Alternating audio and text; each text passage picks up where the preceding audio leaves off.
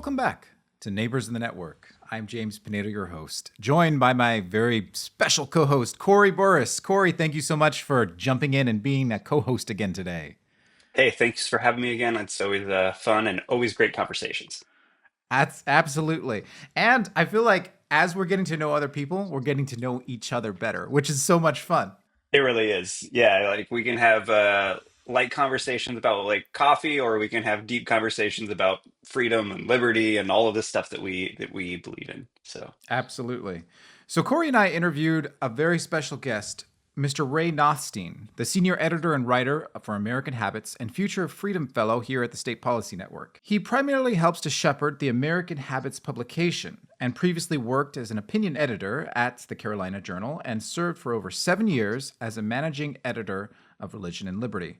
Ray is quite a character, and I am very happy to be able to call him a friend of mine. We bonded over baseball a couple years back, and now we're returning to speak to him. So, what stood out to you about the conversation, Corey? Well, first of all, Ray is incredibly intelligent and has like this unique understanding of the depth of what we like, kind of why we believe what we believe. And I think that really came out in the conversation, and he really was able to talk in a much deeper way, I think, than you sometimes hear about the things that we do on a daily basis and the things that we work for and our belief systems. And so I think that that connection between community and the purpose of what we were trying to do, I think was like such a unique kind of understanding of how all of that melds together. And his vision for what he wants to do, even in this space, is pretty like it was pretty inspiring. Absolutely. Shall we get to the conversation? Let's do it. Ray, thank you again for joining us here on Neighbors in the Network. Great to be here, James.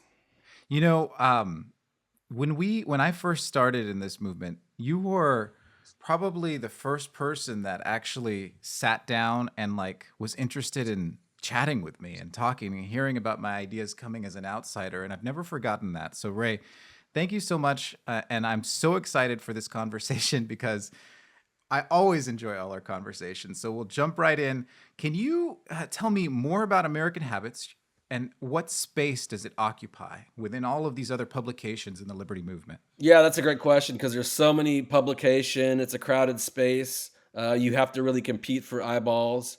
So at American Habits, we really want to make the case for practical and principled federalism, James, as was given to us by the American founders. I mean, if you read the Constitution, the great thing about our Constitution is it gives powers to the people, right? But it limits the state, it limits the government, and it tells you exactly how it limits the federal government. I mean, you've got these enumerated powers and very prescriptive outlines for how the federal government is limited in our lives. And so, you know, we want to elevate the fact that most authority is delegated to state and local lawmakers. They're closest to the people. They understand us better.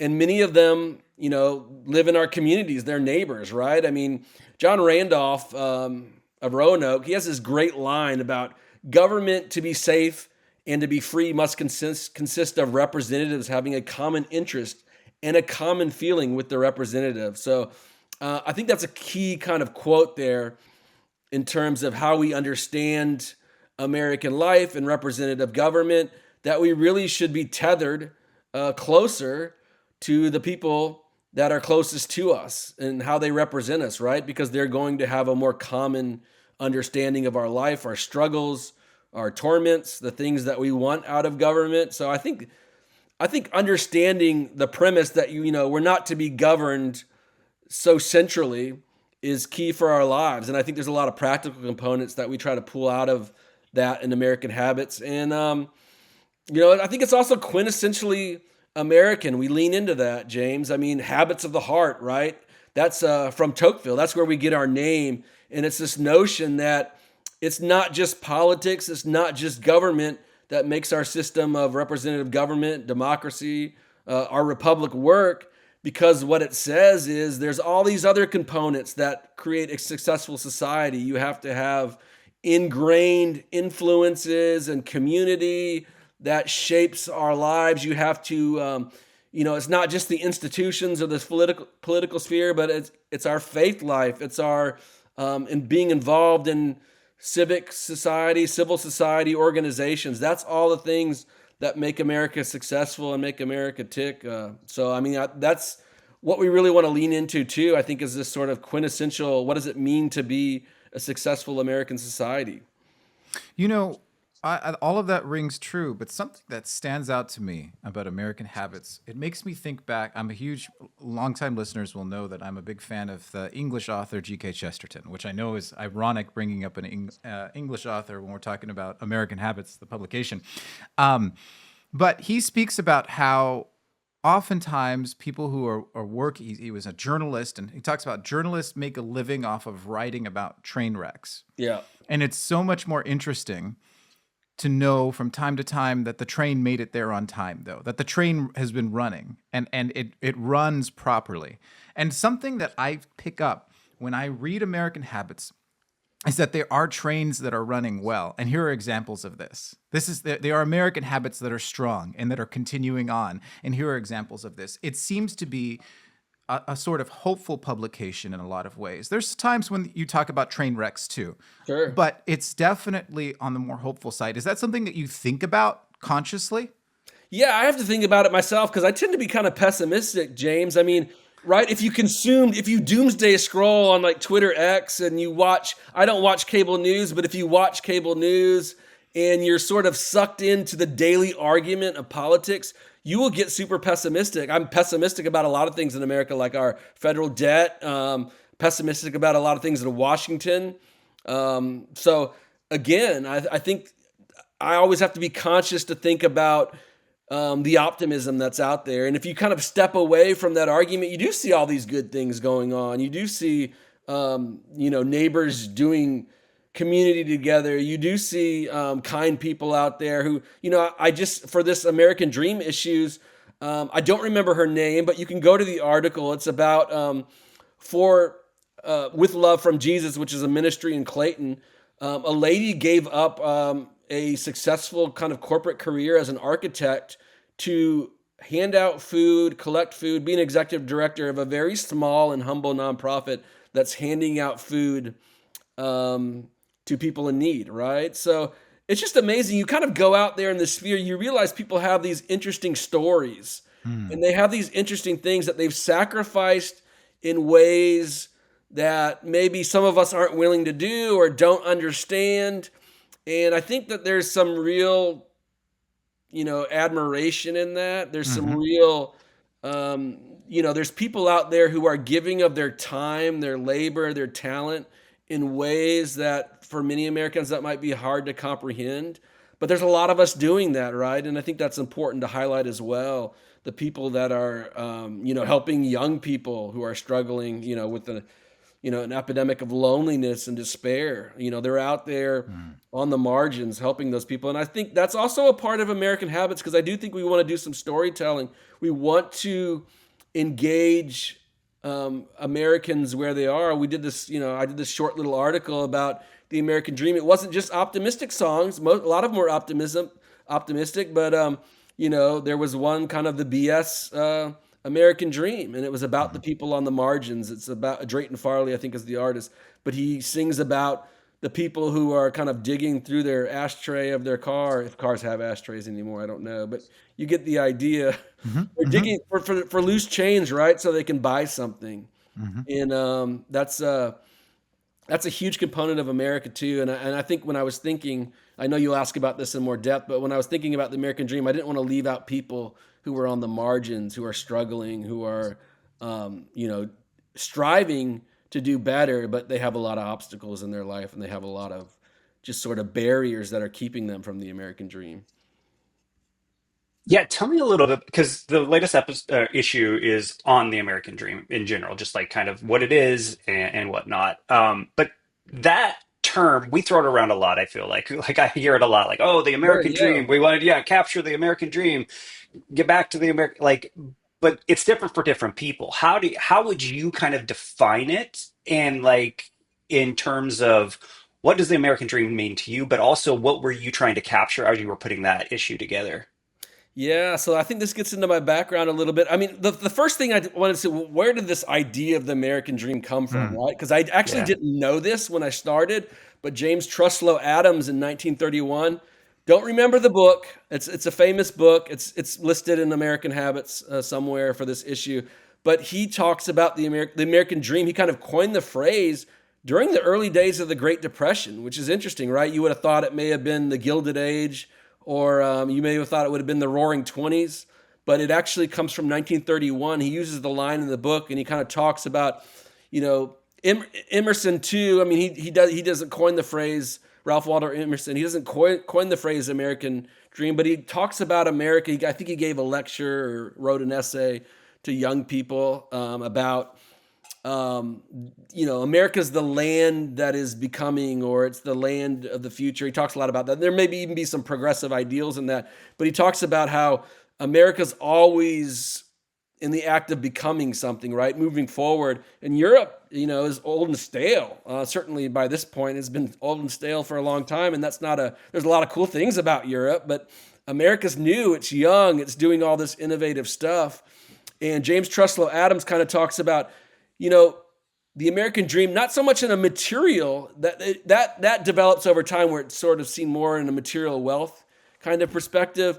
But Adams talks about it in a more holistic component of people coming together, right?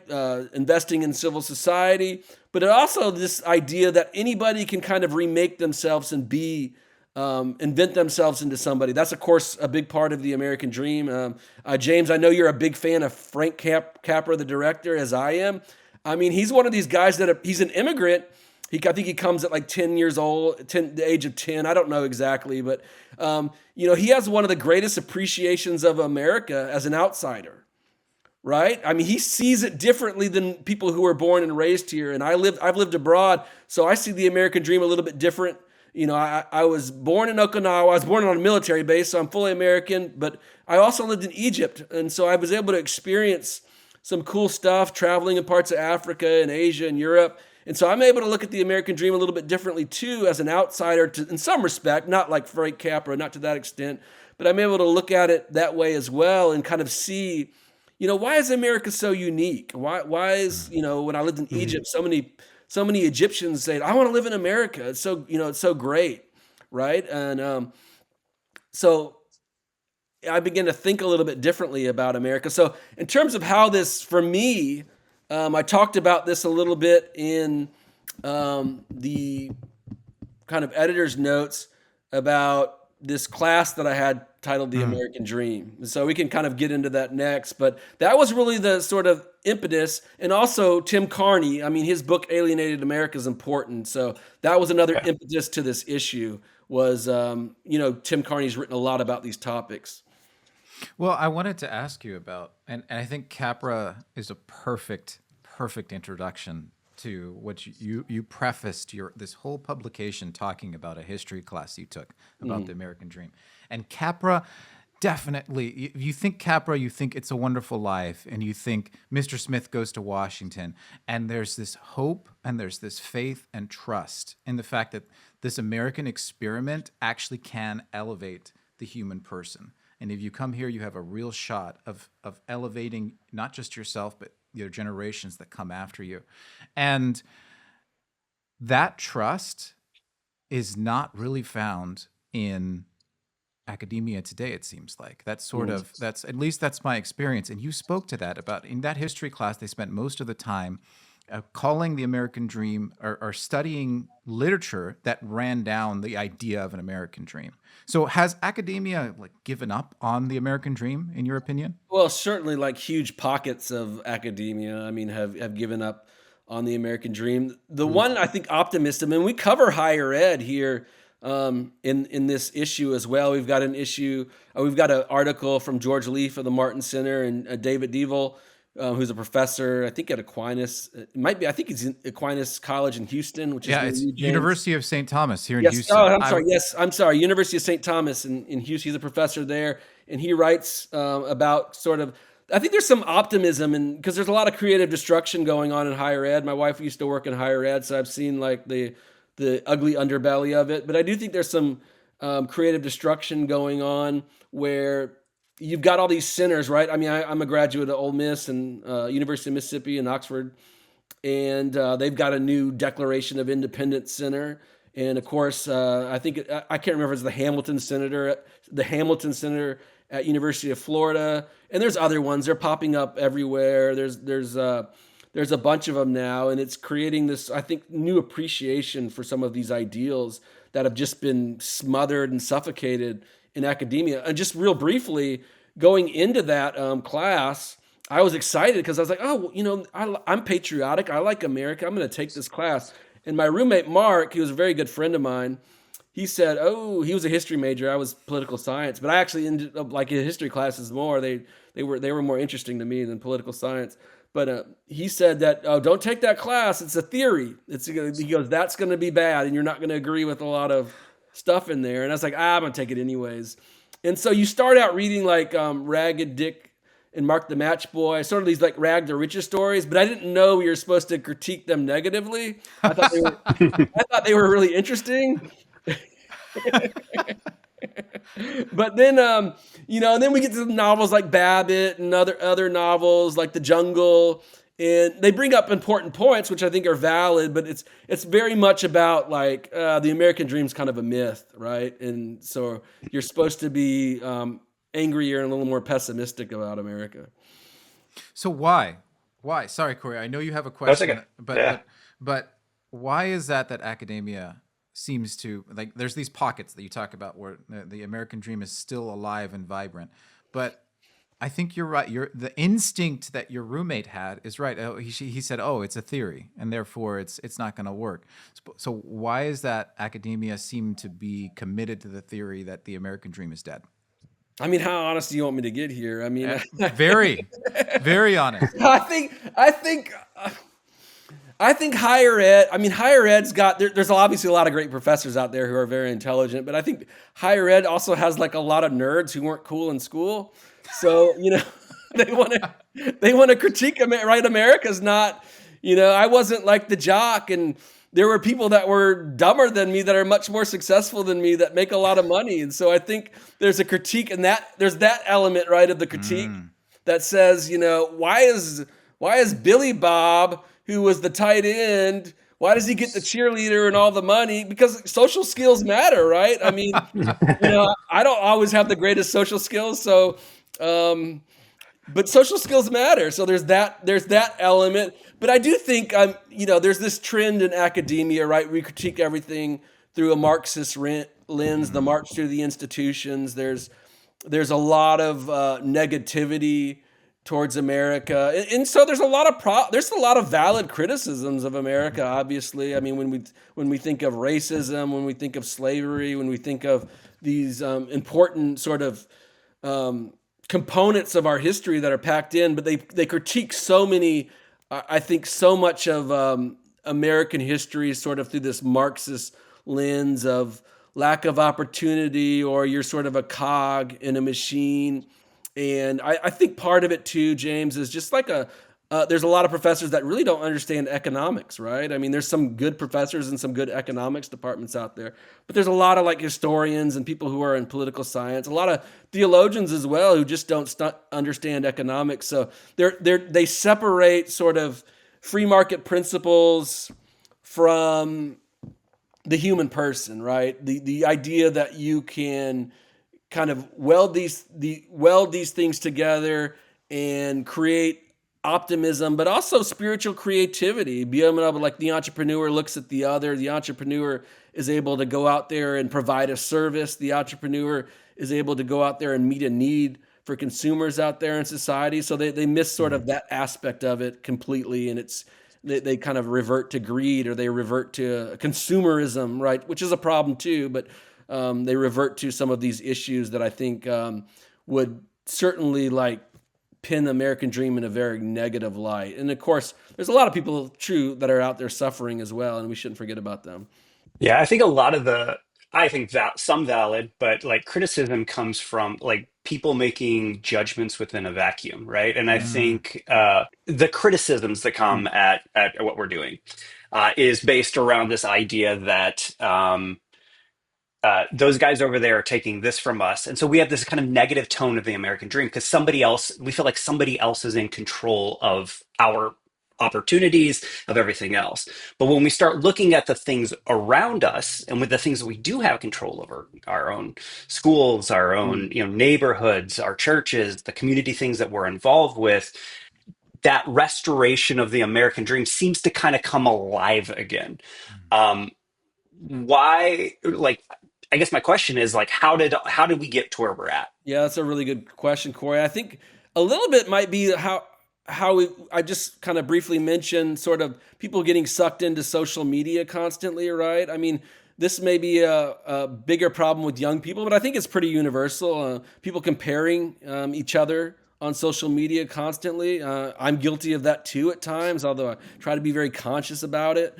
So I do think that there's an element of when we're not in community, when we're just sort of disengaged, we're filtering all our news from Washington, right? We've had a vacuum of local news, so we get more and more news from Washington.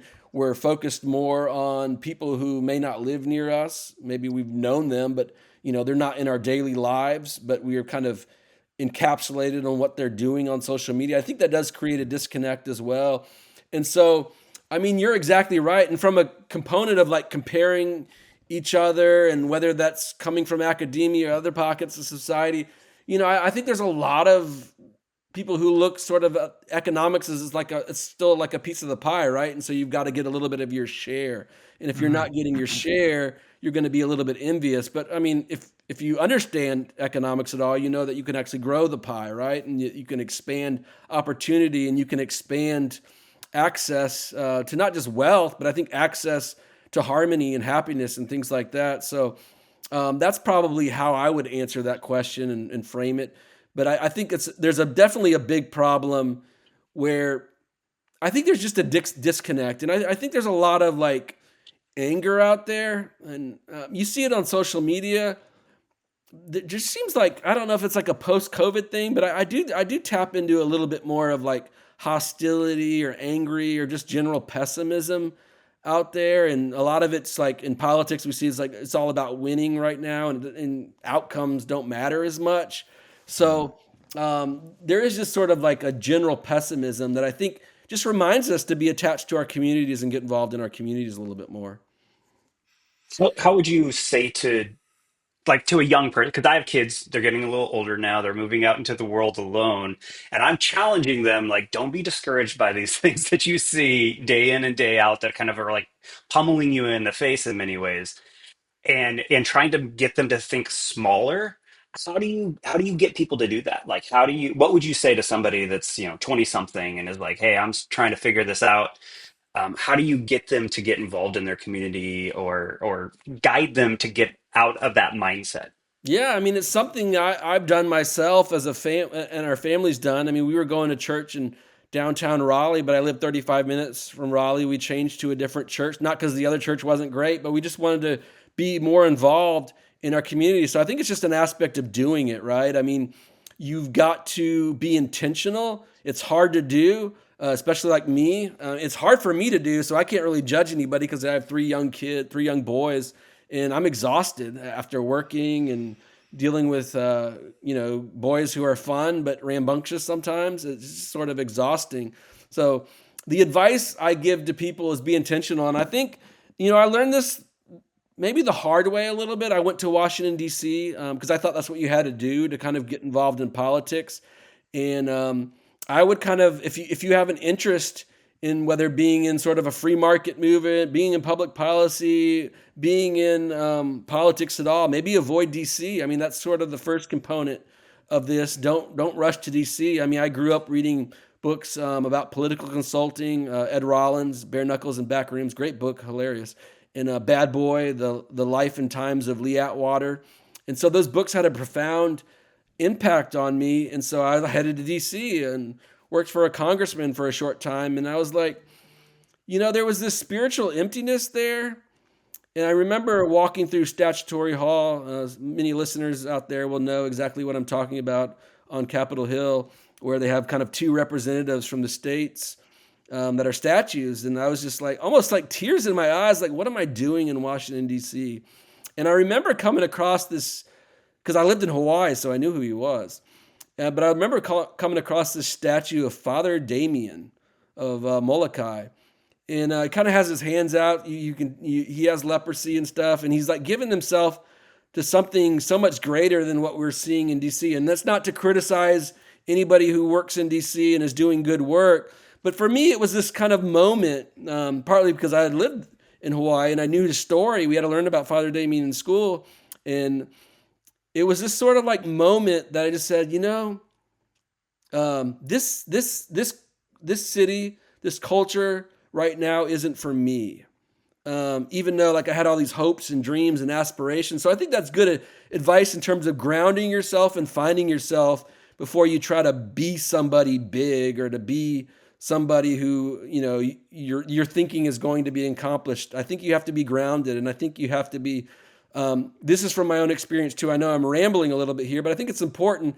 My dad was an Air Force pilot, so I got these cool places. I got to live all these cool places: Hawaii, Egypt, lots of SAC bases, lots of places in the country, and so that was all great. But I think there's one disadvantage to that, is I didn't feel tethered so much to a community, and so I would just kind of advise people to invest in the people around you. And one thing I do want to say, the Congressman Gene Taylor, who I worked for, he gave me kind of this profound thought, even though I knew it because I thought of myself as profound back then.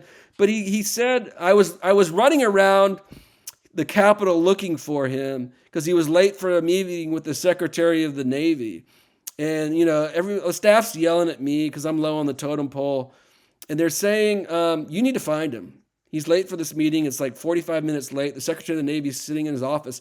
I found him in the stairwell of the Rayburn building, and he's talking to like a maintenance man or a janitor in there. And as we're walking up the steps, I was like, "Man, Gene, you're like really late for this meeting. We got to go."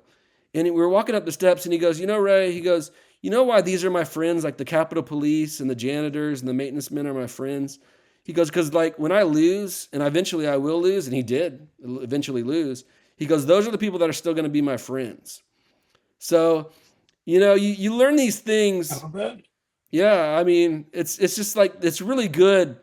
It's really good to sort of just kind of have these moments where you learn important lessons in life, and I think to be tethered with the people around you is important in being in community with authentic people. And I think you have to be somewhat authentic to do that. And I think that's why it's hard for a lot of like young people. They struggle with that. I think they want and desire that, but they struggle how to know how to do that. So I think just finding yourself a little bit is very key.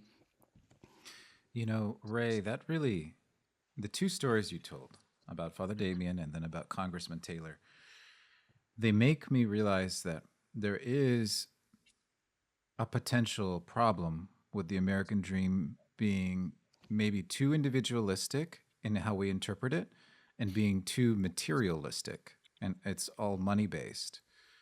And maybe that helps lend to our because what Corey was talking about is how we're fractured. We're fractured. We're pieces of adrift in the sea of life and don't have any connection to a community. And you answered that really well. Maybe we need to remember that it's not about how much you have in your like how much money you've got, like a little bit of Frank Capra there, and we can't do it alone.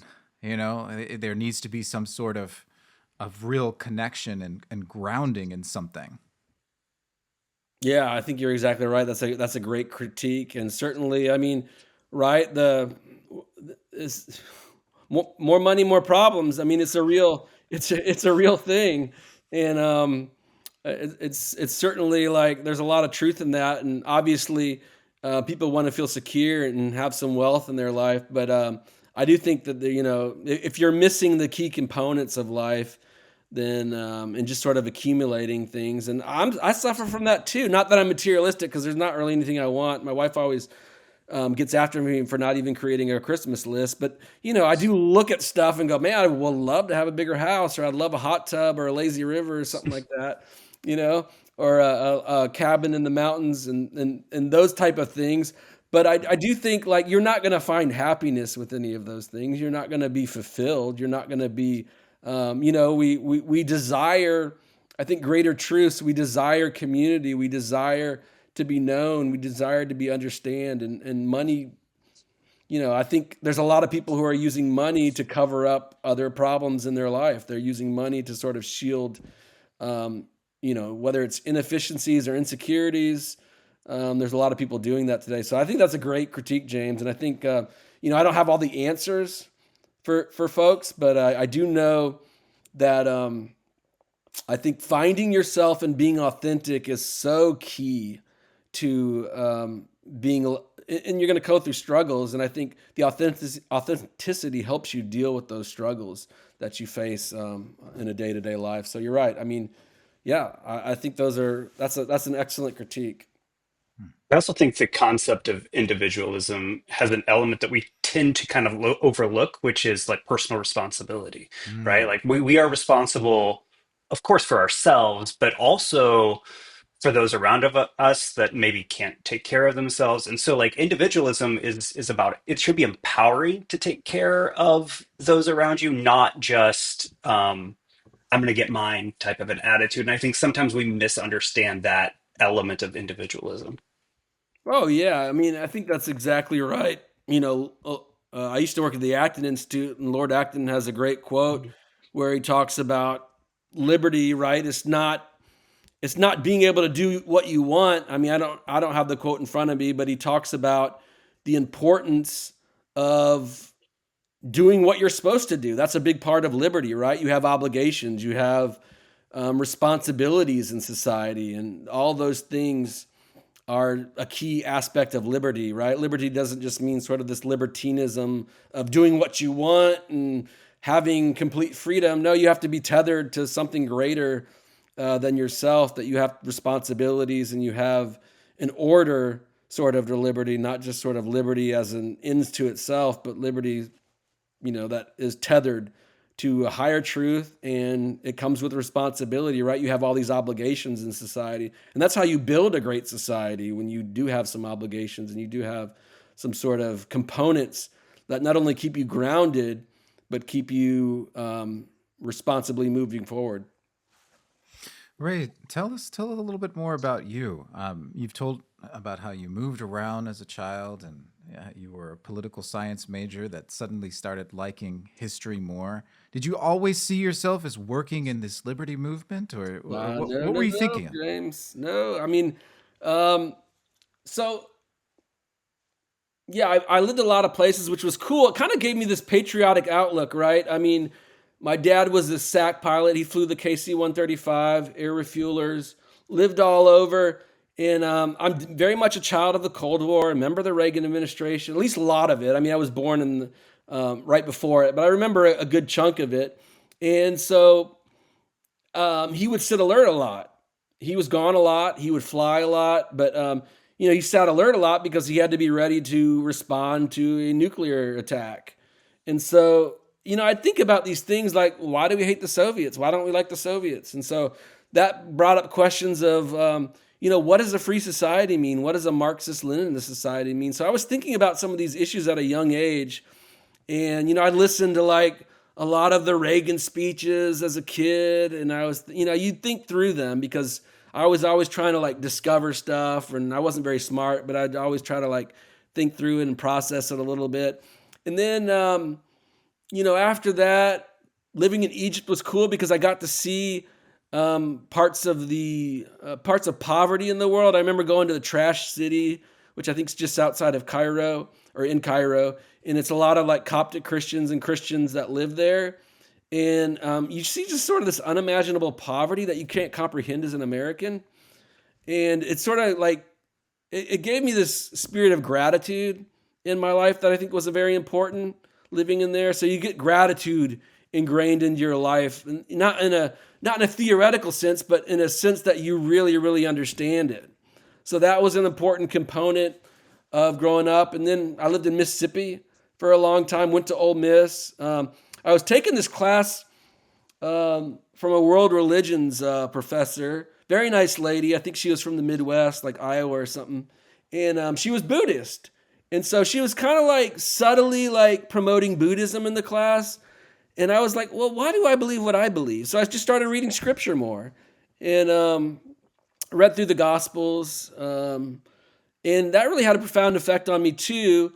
And that led me to a calling to seminary. And then when I was in seminary, I was in a preaching class with the late Dr. Ellsworth Callis, very great preacher. And he goes, Ray, you're a good preacher, but he said you're a really good writer. I like how you ingrained a lot of American history into your sermons, a lot of thought like that. And so I started thinking a little bit more about that. I got involved in some denominational issues and was interning and doing some contract work for the Institute on Religion and Democracy. And then somebody in seminary brought me this ad.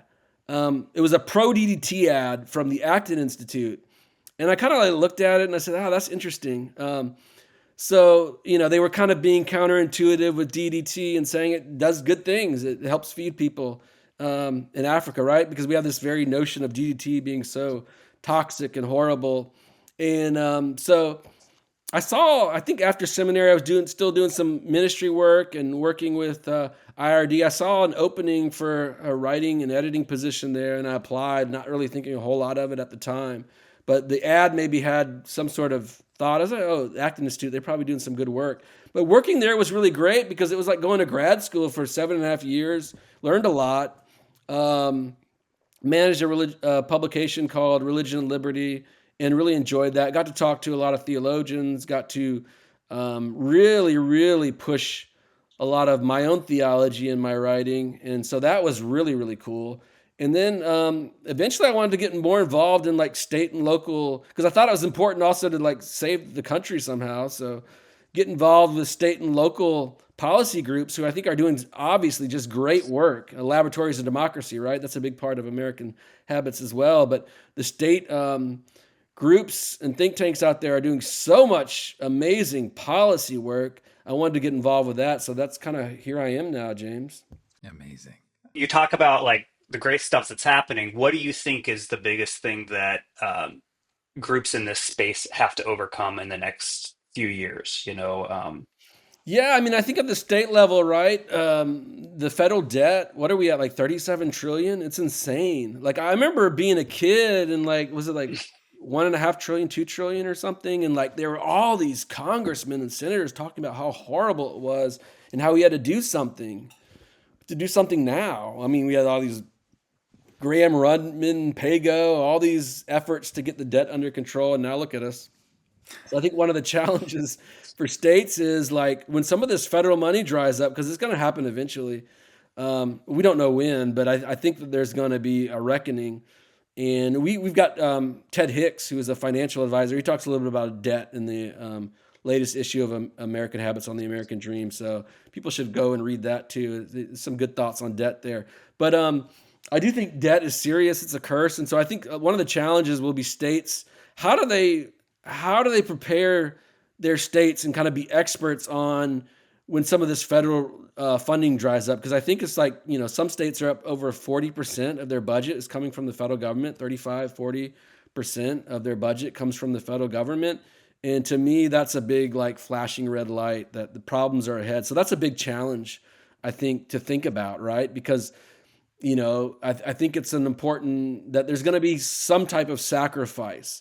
And we're not attuned to sacrifice as a culture and society right now. But I do think that there may be some sacrifice coming. And hopefully it's not like some sort of harmful, egregious sacrifice. Maybe we can do it a little bit more collectively and smart. So I do think that's a kind of key component for many policy organizations to be focused on, if that makes sense. Absolutely it does. What about your hopes for American Habits? What chart the future for us in an ideal path?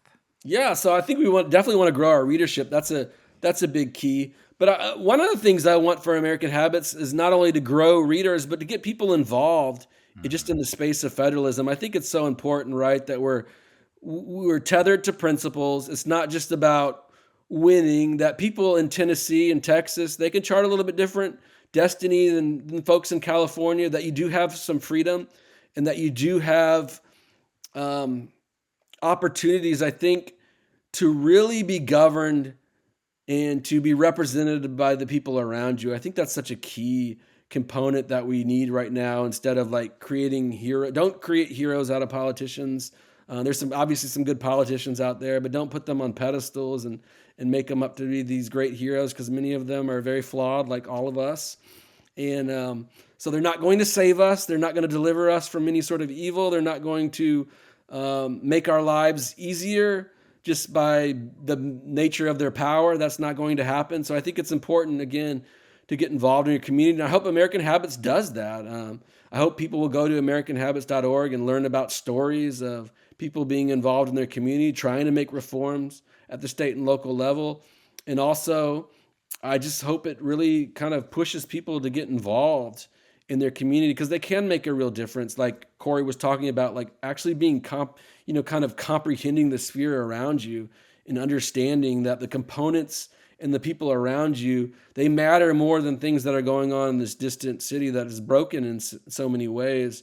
And that if they can get involved, if you can sort of look out there and find the need, that you have a place to fit, and that you have a lot to offer your community, and that you have a lot to offer. Elias Boudinot, who's I can't remember if he's a founder or a theologian, but he's an author. He talks about the most important two. I think this is an important reminder for listeners out there. Like the best aspect or most important aspect of government is the family. It starts right there. So being involved in your family life is key. And for the dads out there, to be involved with your kids, moms too, but dads especially, to be involved with your kids, and to kind of, like Corey was talking about, then train them up, build their confidence, let them know that their uniqueness is essential to a free society, and that they have a lot to offer out there. And it's hard with kids. I don't always know what the best advice is there, but to be involved, I think, is the key, because when you're involved in your kid's life, especially like when they're a teen, they probably don't think you're cool anymore, but your kids still, when they're young, you can make, I think, a really good impact on their life, and sort of sort some not just morality, but I think the ability to think and reason, right? I mean, I think that's so key today, because so many people, they don't really reason or think deeply about things. And I think parents can really help with that today. Beautiful. On that note, how can visitors start reading and getting involved in American Habits? Yeah, I would love. We're doubling our issues, but we're going to have a new component where we're dealing with current events here shortly. We're getting that finalized. So we're just going to have updates on kind of political matters going on in Washington and around the states that have to deal with federalism. That way you can think more like a principled proponent of federalism, and we'll help you do that. But also, if you want to be involved, if you like writing, we would love to have you publish at American Habits. So go to AmericanHabits.org, reach out to me. My email is attached to the SPN staff page, so you can find me. And we would love to feature your work. We've got plenty of issues, so whatever you're an expert on, or whatever you want to write about, even if you're not an expert on it. I mean, I write about a lot of things I'm not an expert on. So do it. Get involved with American Habits. It's a great publication. We're growing, and we've got big plans for this year. So I would love to have more contributors. The more contributors, the better. We want to increase our reach, and we want to, most of all, I think, be principled and be authentic in our writing. And so that's the key. And I know there's a lot of people out there that are skilled at that, even more so than I. So would love to have you join us at American Habits. Wonderful. Well, I loved this conversation. Ray, what's your next issue? What's the topic of your next issue? Yeah. So it's about federal overreach in education, but we'll be broad too. We're going to talk about some other education pieces. It's probably going to be a lot of like looking at the past administration. What is some optimism going forward? What could be some causes for some concern? But we also want to kind of highlight some of the great things that are going on in the states, right? There's been so much creative discussion. The education freedom movement has been I think there's a lot of good things that can come out of that, obviously. And so we're going to cover all of that. And I'm excited because education is such a key issue, right? It gets to this whole idea of our telos, our idea of who we are and where we're going.